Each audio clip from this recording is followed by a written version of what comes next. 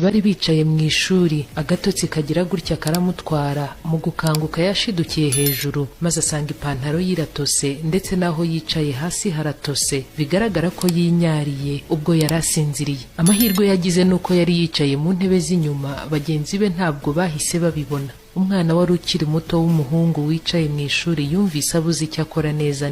Yibaza uko arabigenza kugira ngo bagenzi be batamenya ko yinyariye. Mu mutima ibitekerezo bitangira kumubana byinshi. Ati abakobwa twigana nibamenya ko ninyariye ntibazongera kumvugisha, ndahita mbiciro ry'imigani mu kigo cyose. Umuhungu yatangiye kureba hejuru, mu mutima arimo arasaba Imana ngo imukorere igitangaza ipantaro ye yume.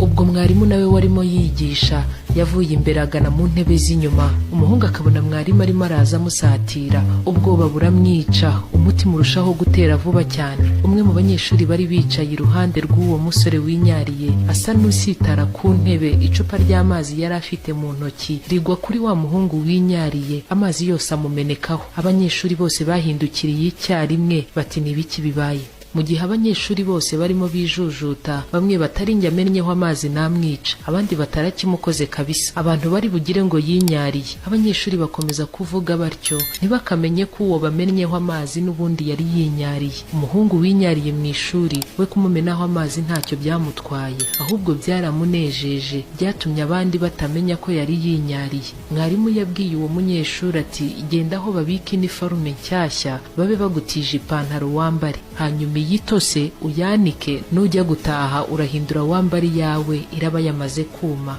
hanyuma iyo bagutiza uyisubize. Mwarimu arongera ati nihagira ufata rakerete akoropa ayo mazi. Umusore wari winyariye abakiza ikimwara atyo, nta n'umwe wamenye ko yari yinyariye mu ishuri. Amasaha y'ishuri yararangiye, umusore winyariye aragenda afata ipantaro yaho yari yayanitse hanze arayambara, nawe iyo yari yatijwe ayisubiza ku bayimutije. Abanyeshuri barimo bataha bategereje bisi, wa musore winyariye yabonye mugenzi we wamumennyeho amazi mu ishuri, aramwegera aramubaza ati ariko se wamennyeho amazi ubishaka? Undi nawe ati cyane rwose nabikoze mbishaka. Umusore aramubaza ati kubera iki se wamennyeho amazi ubishaka? Mugenzi we aramubwira ati nari nabibonye ko winyariye, kandi umunsi umwe nanjye nigeze kwinyarira mu ishuri, rero nari nzi uko umerewe, nari mbizi ko ibitekerezo byakubanye byinshi, wari uri kwibaza uko uri busohoke hatagize umenya ko winyariye. Niyo mpamvu nahisemo kugufasha. Nubwo abanyeshuri twigana bantutse, abandi bakandakarira ngo nakumennyeho amazi, ariko biriya nabikoreye kugufasha ngo utamwara. Wa muhungu winyariye mu ishuri yumvise abuze icyo avuga, aramushimira gusa, burira bisi bombi barataha.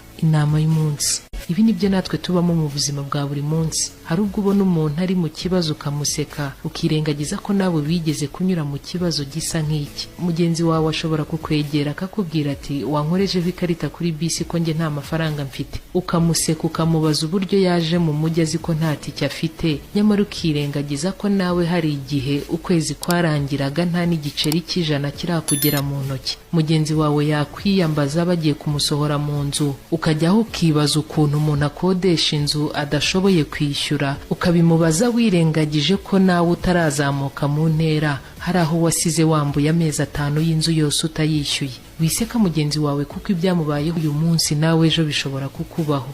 Wikirengagiza ko ibyamubayeho nawe wabinyuzemo, cyangwa se ejo nawe ushobora kubinyuramo. Nubona mugenzi wawe afite ikibazo nk'icyo nawe wigeze kunyuramo, reka uzaba uwa mbere mu kumufasha, kuko ari wowe uzaba umwumva, ni wowe uzaba wumva uko amerewe kuruta abandi bose.